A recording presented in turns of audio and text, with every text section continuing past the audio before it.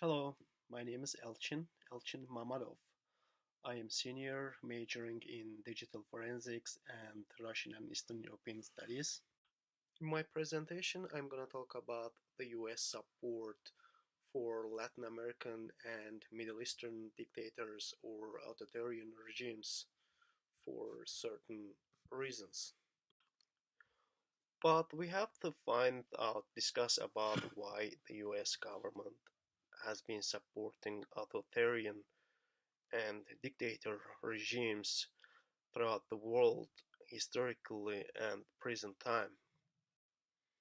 There can be a lot of reasons for this support, why US governments, prior governments from Nixon to Reagan, from Trump to Obama, Bush administration, Republicans, Democrats, all the US administration branch always supported authoritarian regimes around the world. We can find there are a lot of reasons, but for me, there are three main reasons for this action.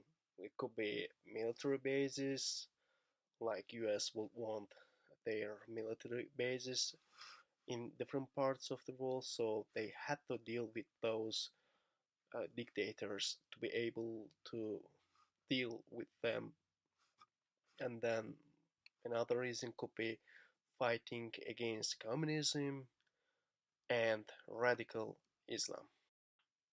Even though a lot of US bases closed down recently, still there are 800 military bases in more than 70 countries or territories across the world. Some of them are small, or some of them are like giant little Americas. In US allies such as Britain, France, and Russia, the total number of military bases don't exceed more than 30. Well, let's look back to Cold War times, 70s, 80s.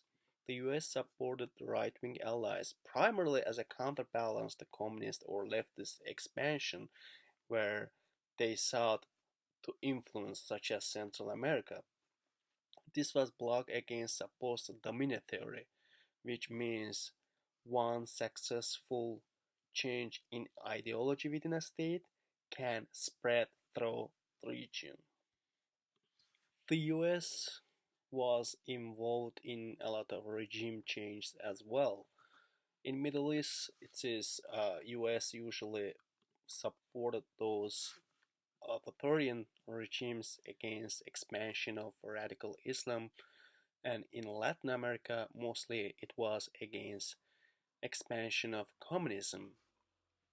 Some fascist regimes in Latin America supported by America, of course.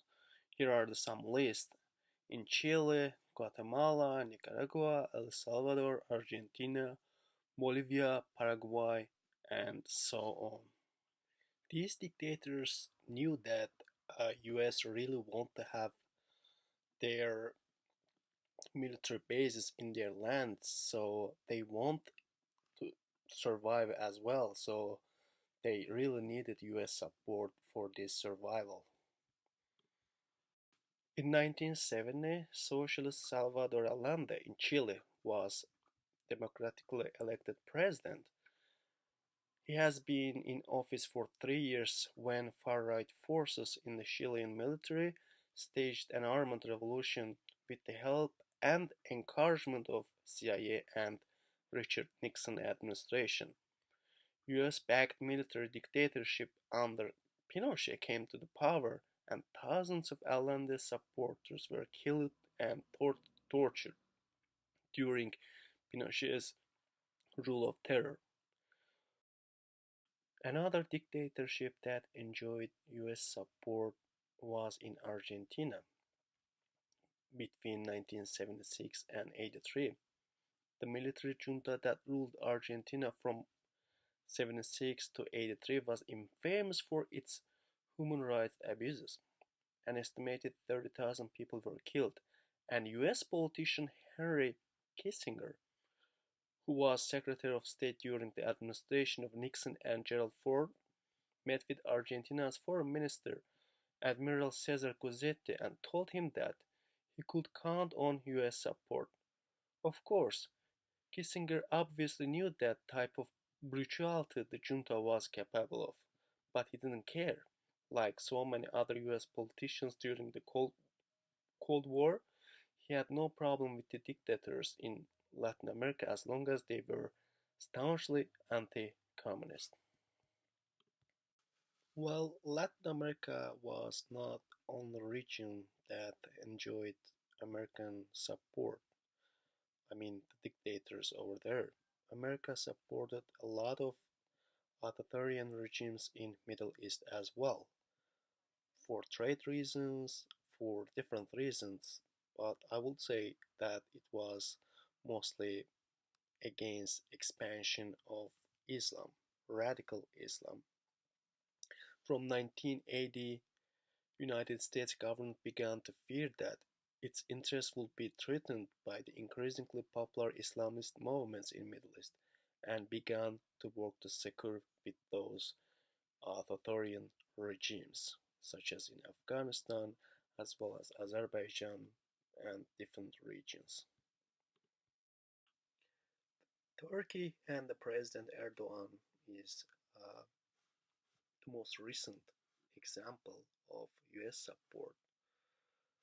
The American government knows that Erdogan has one-man rule. He doesn't respect his people's human rights. He purges all the media outlets. But as long as United States has military base in Turkey, they have good trade, they will keep silent. We want America to support uh, people under those governments, to educate them, to invest them to get education, and come to the point that they can afford bring their own dictators themselves. Thank you.